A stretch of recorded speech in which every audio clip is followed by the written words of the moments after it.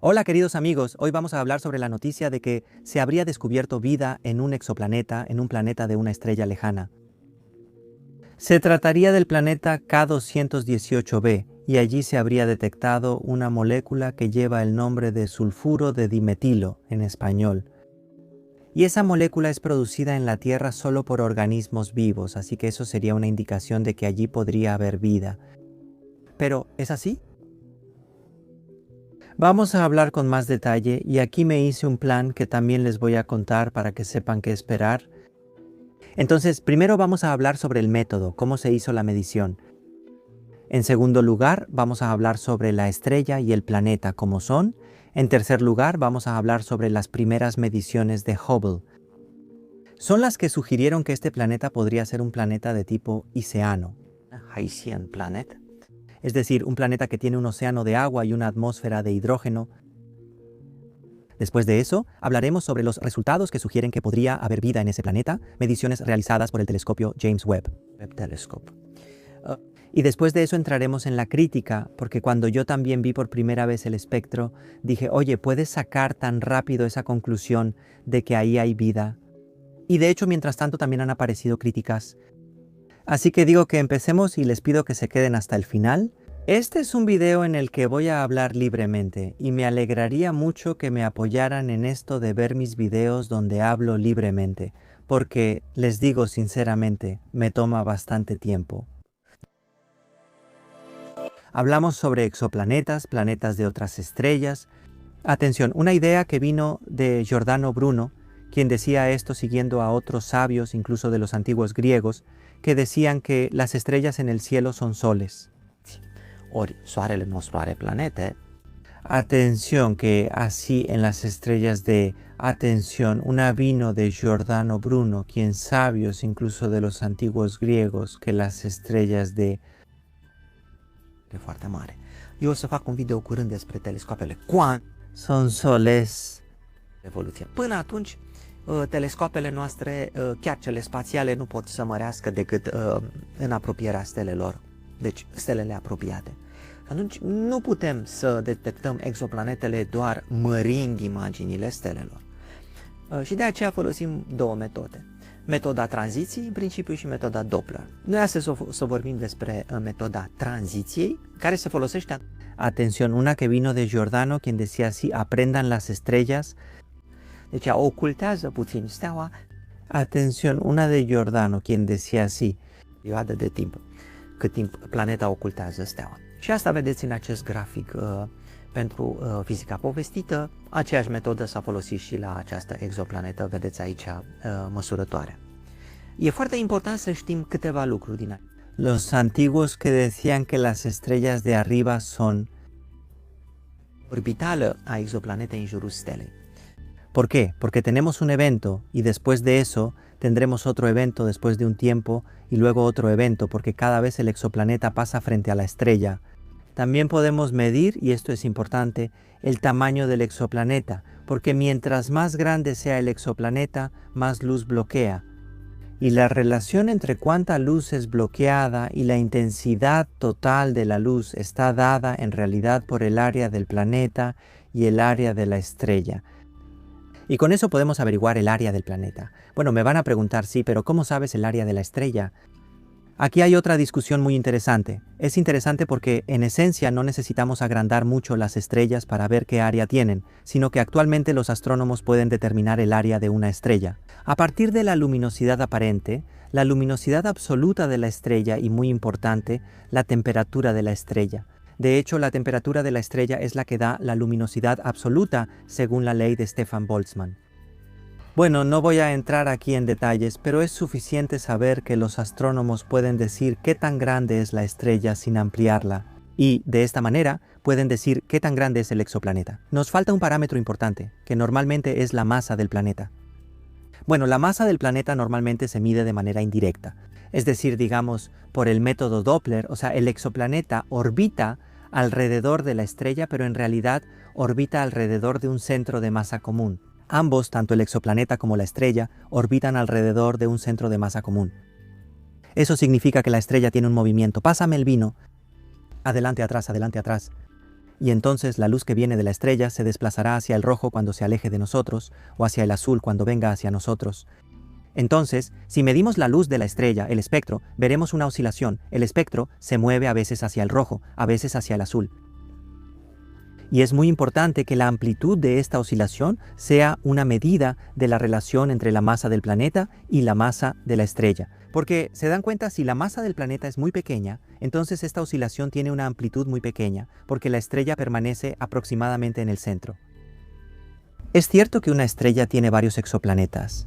Entonces este movimiento Doppler tiene varios componentes, pero nosotros podemos descomponer este movimiento en varios componentes. Y por supuesto nos interesa el componente que tiene el mismo periodo que el periodo de movimiento orbital del planeta alrededor de la estrella. Entonces básicamente a partir de este movimiento podemos deducir también la masa del exoplaneta. Y lo último que nos interesa es la atmósfera del planeta.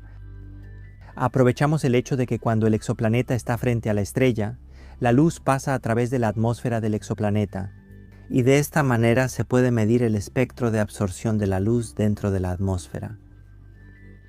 Ahí se hacen algunas calibraciones, es decir, básicamente se calibra el área que tiene el planeta en comparación con el área de la estrella y se resta esa calibración. Y si restas esos dos valores, básicamente obtienes. Te quedas solo con la luz que pasó por la atmósfera. Y esa luz que pasó por la atmósfera, bueno, esa intensidad la divides por la intensidad de la luz que viene de atrás, que te da una especie de calibración de la estrella y de esa manera puedes obtener el espectro de absorción de la atmósfera. Y después de medir el espectro de absorción de la atmósfera, se identifican ahí las moléculas que están presentes porque cada molécula tiene sus propias huellas específicas. Unas bandas de absorción a ciertas frecuencias, y de esa manera se han encontrado metano, agua y todo tipo de otras moléculas en la atmósfera de exoplanetas lejanos. Últimamente he estado trabajando en mi nuevo libro y me di cuenta de algo extraño. La escritura a mano cambia la forma en que piensas, te ralentiza y hace que las ideas parezcan más reales. Y para escribir he usado un hover pen, algo que le queda muy bien a un escritor de ciencia. ¿Por qué? Miren esto. Plutește literalmente pe baza sa cu ajutorul magneților, fără electricitate, la același unghi perfect de 23,5 grade, o mică trimitere la înclinația Pământului. Și în timp ce mă gândesc la cartea mea, mă surprind învârtindu-l pur și simplu. Este ciudat de satisfăcător. Este es el Hover Pen Interstellar, su diseño principal, hecho de aluminio de calidad aeroespacial. Viene en 4 colores diferentes, Space Black, Starlight Silver, Neptune Blue y Mars Magna, así que queda muy... Si quieren, incluso pueden agregarle un texto personalizado. Yo hice uno para mi hija. Eso lo convierte en un regalo perfecto para alguien querido. Incluso hay una versión con un meteorito real incorporado en la punta, lo cual es increíble si lo piensas. Prácticamente escribes con algo más antiguo que la Tierra. Personalmente estoy impresionado. Escribe suavemente, sin necesidad de presionar, casi como si se deslizara sobre el papel. Y también existe el Hover Pen Future, una pluma 2 en 1, estilográfica y roller. Este también viene en diferentes colores. Si quieren comprarlo, usen mi código de descuento Christian. Tienen un 15% de descuento en las primeras 72 horas y después de eso el descuento disminuye. Encuentran el enlace en la descripción y en el primer comentario. ¿Todavía están conmigo? Pensé que empecé con estas cosas más pedagógicas y que ya se habían ido, porque vamos a hablar sobre el exoplaneta de hoy y su estrella. Estas mediciones fueron hechas por primera vez por este sistema Kepler, o sea, este telescopio Kepler, ¿sí? Y la estrella lleva el nombre K2K, probablemente de Kepler, K218, y el planeta lleva el nombre de K218b. Así que eso deben saber sobre los exoplanetas, que siempre las exoplanetas tienen al final una letra B, C o D. Y el término anterior es en realidad también el nombre de la estrella. Eso les ayuda, como me ayudó a mí, a buscar en internet sobre la estrella y descubrir que es una estrella enana roja que se encuentra a más de 120 años luz de distancia de nosotros.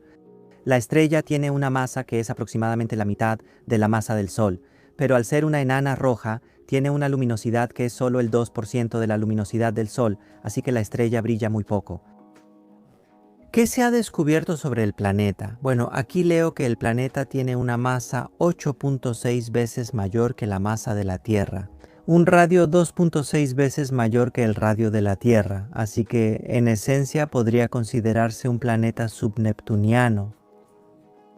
Es decir, tenemos el planeta Neptuno, que sabemos que es más grande que la Tierra, sabemos que tiene un núcleo sólido, ¿verdad?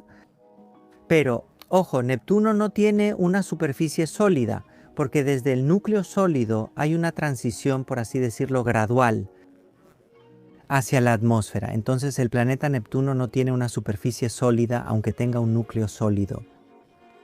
Entonces el planeta del que estamos hablando es en principio un planeta, o esperamos que sea un planeta subneptuniano.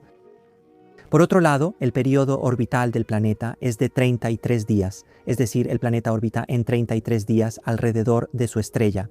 Eso significa que orbita muy cerca de su estrella.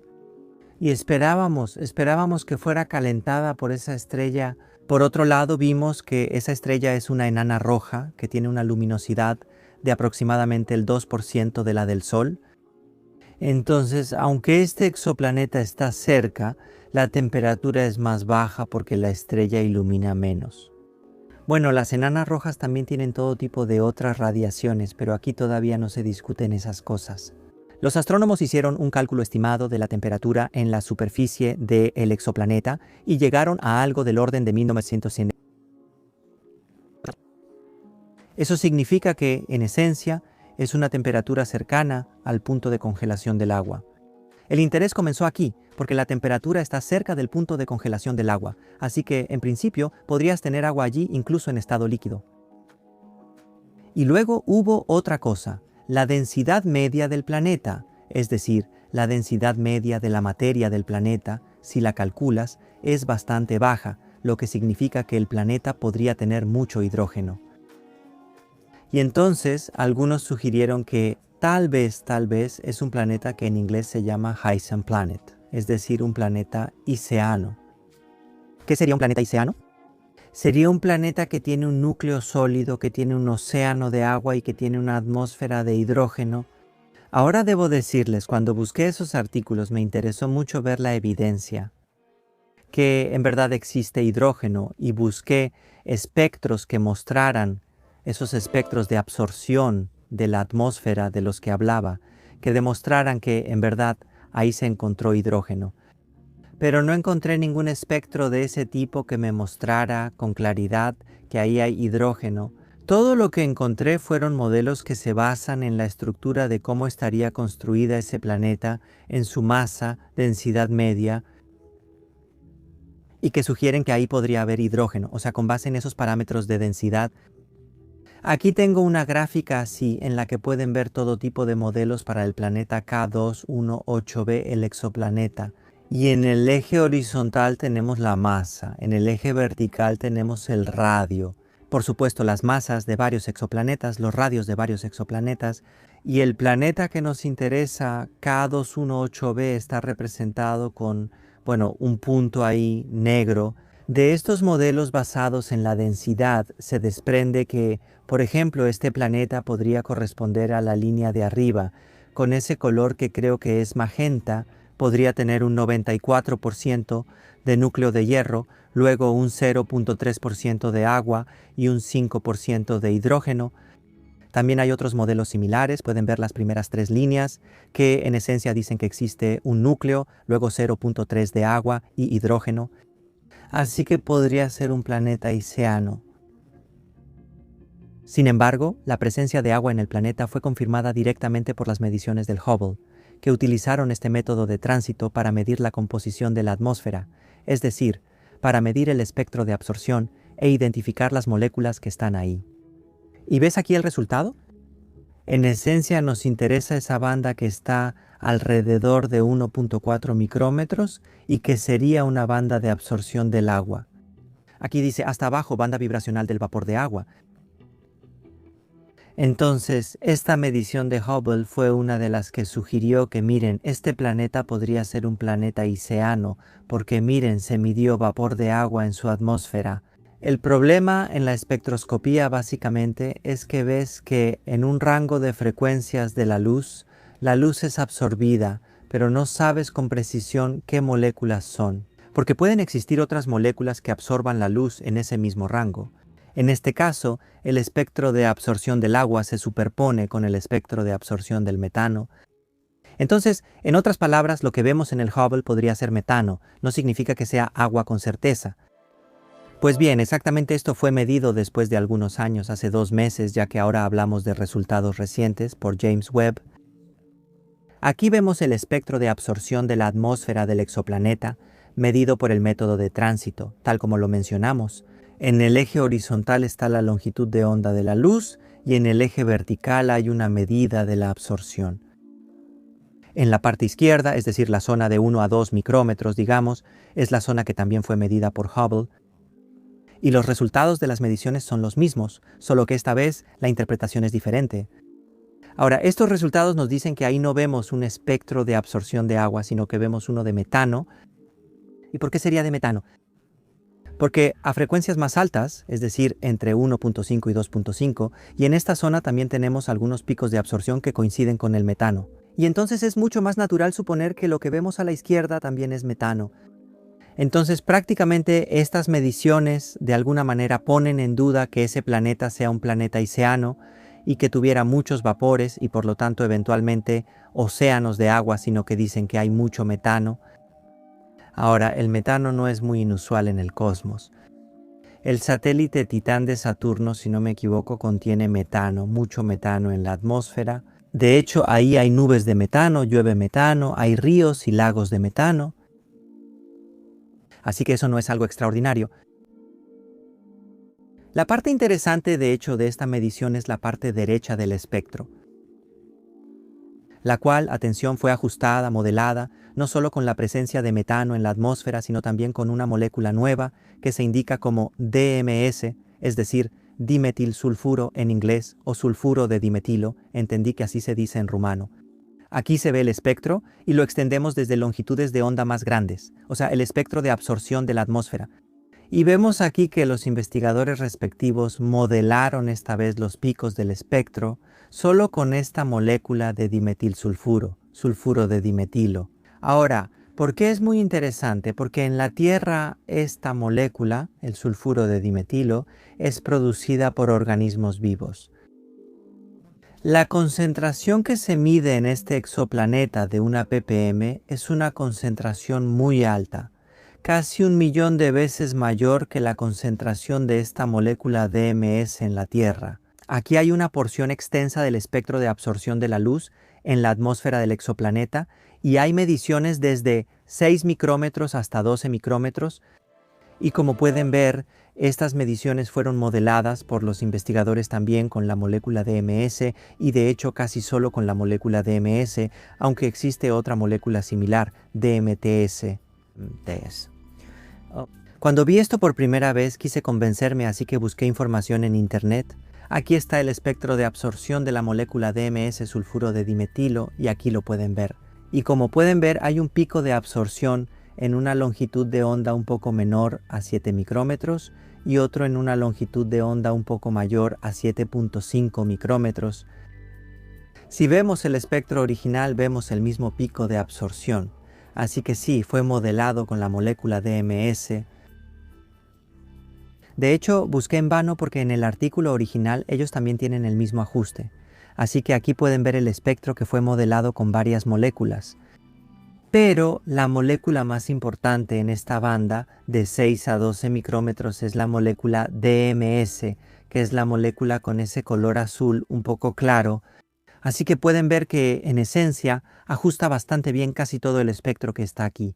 Bien, entonces la elección de los astrónomos para modelar el espectro de absorción con la molécula DMS. Sulfuro de dimetilo, DMS, no es así, no viene así como caído del cielo, por así decirlo, encaja, los espectros encajan. Sin embargo, los resultados y las implicaciones son extraordinarios. Esta molécula DMS también existe en la Tierra y en la Tierra solo es producida por organismos vivos. La concentración de la molécula DMS que se midió en el exoplaneta, atención, es 1.000.000 de veces mayor que la de la Tierra. Por otro lado, esta molécula no resiste más de un día en ambientes ricos en hidrógeno. Entonces, en otras palabras, si este planeta tuviera mucho hidrógeno, los químicos, a quienes citan los autores de ese artículo, nos dicen que esa molécula no habría resistido más de un día. Entonces, ¿debería producirse todos los días? Probablemente, dicen ellos, por estos organismos vivos. Los astrónomos que publicaron los resultados estaban tan seguros de que lo que midieron allí es la molécula DMS, que según ellos, el nivel de confianza es de 3 sigma. Entonces, eso significa que la probabilidad de que se equivoquen es del 0.3%. ¿La conclusión? En el exoplaneta K218b se encontraría la molécula de sulfuro de dimetilo, que en esencia podría ser producida por la vida, por organismos vivos. Y entonces ahí podría existir vida. ¿Pero es así? Cuando vi por primera vez el espectro, noté que, de hecho, los puntos de medición, es decir, los datos de medición, en realidad están muy dispersos. Y para no dejarme engañar, porque los astrónomos, ¿qué suelen hacer? Bueno, yo también lo hacía cuando era estudiante de doctorado. Tengo un espectro y el espectro es bastante ruidoso, así que lo promedio en una cierta porción, y hacer un promedio está bien y es aceptable en la ciencia. Pero en algún momento, si se hace demasiado, oculta, por así decirlo, la gran magnitud de los errores. Y entonces le pedí a ChatGPT para que me extrajera los datos del espectro y me los mostrara, solo los datos de medición. Y esto es lo que ven aquí. Este es el espectro de la medición, ¿sí? Hecho esta vez por ChatGPT con los datos de la medición y aquí solo se ven los puntos de medición. Y ahora, si miramos aquí, ¿qué tan seguros estamos de que existe un pico de absorción alrededor de la longitud de onda de 6.8 micrómetros o alrededor de 7.5 micrómetros? ¿Qué tan seguros estamos de los otros picos que aparecen en la medición? No lo registramos. Ya regresé porque se había acabado la batería, ¿verdad? Empecé la grabación, pero no había presionado el botón. Esperen un momento para que ponga ese gráfico. Sí, creo que me lo sé de memoria. Nos habíamos quedado en este gráfico que básicamente también estaba en el artículo original y que muestra los datos de medición del espectro de absorción de la atmósfera del planeta K218b.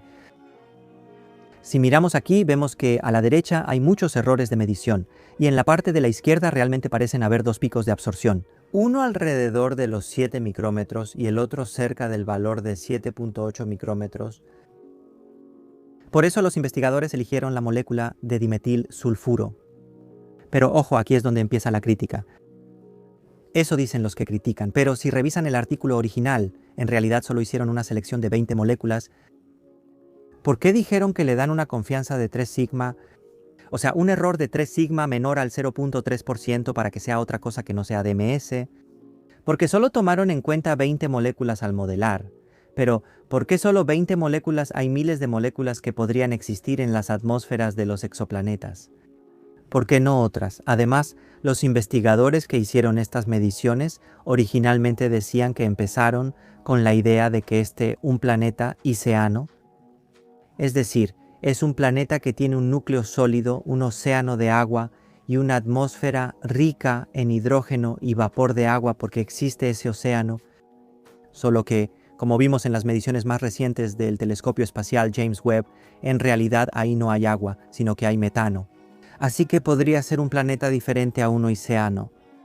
O también existen otros tipos de planetas. Vean en este gráfico en la parte izquierda un mundo iceano que tiene un núcleo sólido, agua, un océano de agua y hidrógeno. Pero también existen solo aquí en este gráfico otros dos tipos de planetas que en esencia se llaman mini Neptunos. Y la geología de estos planetas, dicen ellos, también determina lo que sucede en la atmósfera, y eso es lo que vemos en este gráfico. Aquí vemos 5 posibles conceptos para la atmósfera de la exoplaneta K218d, que también toman en cuenta, atención, la estructura geológica. Pero el punto que hacen los críticos es que hay muchas más moléculas en la atmósfera y que quienes hicieron las modelaciones debieron haber tomado en cuenta también estos mundos, no solo los mundos iceanos. Por ejemplo, la misma molécula dimetilsulfuro se encontró en el cometa 67P Churyumov-Gerasimenko. Aquí pueden ver el espectro y en rosa está indicada la presencia de la molécula en ese espectro, en el espectro de masas esta vez. Entonces, si existe esta molécula en un cometa que sabemos que no tiene vida, eso significa que puede ser producida también por mecanismos abióticos, es decir, por mecanismos que no incluyen vida. Además, la misma molécula también fue encontrada en una nube molecular muy densa, G0693. Revisé el artículo respectivo y aquí pueden ver una parte de los resultados. Y ellos dicen que, bueno, mediante observaciones de radio, esta vez no son espectros ópticos, sino espectros de radio, lograron medir la presencia de la molécula DMS en esa nube molecular. Es cierto, para ser sincero, estos resultados no me parecen tan concluyentes. Porque si miran con atención cada uno de los resultados del espectro de radio, en cada imagen más pequeña, verán que hay un montón de moléculas que intentan modelar lo que se mide. Y entonces, sí, bueno, el espectro, digamos así, asociado a la molécula DMS no está tan destacado. Bien, y también existen estudios experimentales que han demostrado la síntesis de la molécula DMS mediante la irradiación ultravioleta de algunas atmósferas planetarias modeladas en laboratorio. Aquí ya no busqué los estudios como tal, pero encontré esta referencia. Los críticos dicen que esta molécula podría, por ejemplo, ser producida en un planeta donde existe un océano global de magma, o en un planeta donde existe una atmósfera dominada por una composición gaseosa, ambos, que en esencia son hostiles para la vida, por lo que la molécula se produciría por procesos abióticos. Los dejo a ustedes sacar la conclusión. Solo quiero decir mi opinión, que no tengo una conclusión, tengo una opinión. Me parece que es extremadamente difícil poder decir con certeza que, en realidad, las moléculas que descubres en otros exoplanetas por el método de tránsito realmente sean esas moléculas. Y que detrás de esas moléculas existe vida que las produce. Y creo que, de todos modos, ese es el mensaje esencial del video de hoy, porque me imagino que en el futuro también aparecerán este tipo de noticias. Y es normal, porque queremos ese tipo de noticias. Pero lo que quise demostrar con este video es que debemos, sin embargo, estar atentos y ser conscientes. Debemos ser conscientes de que estas mediciones espectrales de la atmósfera, en esencia, son mediciones que nos dan una indicación sobre la presencia de ciertas moléculas. Y la química de todo, la geología del planeta, de la atmósfera, sí es mucho más compleja y bueno, se necesitan muchas más mediciones. Debemos darnos cuenta de eso. Y olvidé mencionar algo más, sí, las mediciones fueron hechas por James Webb en el infrarrojo, porque en realidad los espectros de vibración y de absorción de las moléculas están, en general, en el infrarrojo. Y entonces esta capacidad del telescopio James Webb de medir en el infrarrojo es muy bienvenida. Y si todavía recuerdan el Hover Pan, tienen un 15% de descuento en las primeras 72 horas y después de eso el descuento disminuye. Encuentran el enlace en la descripción y en el primer comentario. Hasta la próxima, yo soy Cristian Presura, Física Povestita, les deseo todo lo mejor, hasta luego.